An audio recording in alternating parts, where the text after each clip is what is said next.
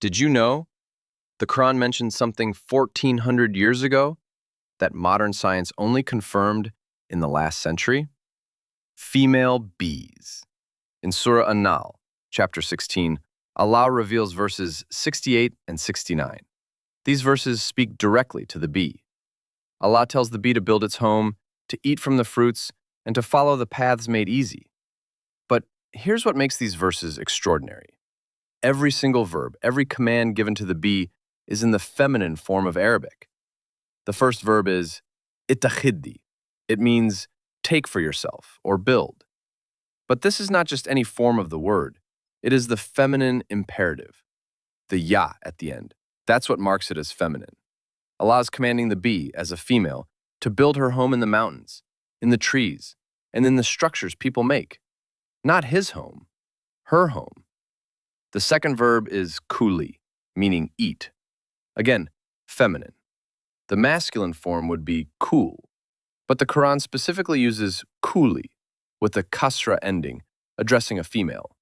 Eat from all the fruits, eat from every kind of flower. This is a female bee being spoken to. The third verb is faslukī, meaning then follow. Feminine. Again, follow the pathways your Lord has made easy for you. 3 consecutive verbs, all feminine.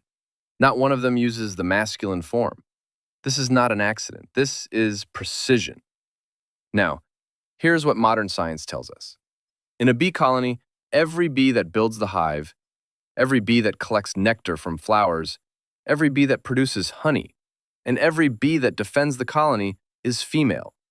These are the worker bees. They are all female. And the males, the drones, they do none of this. Their only role in the entire colony is to mate with the queen. That's it.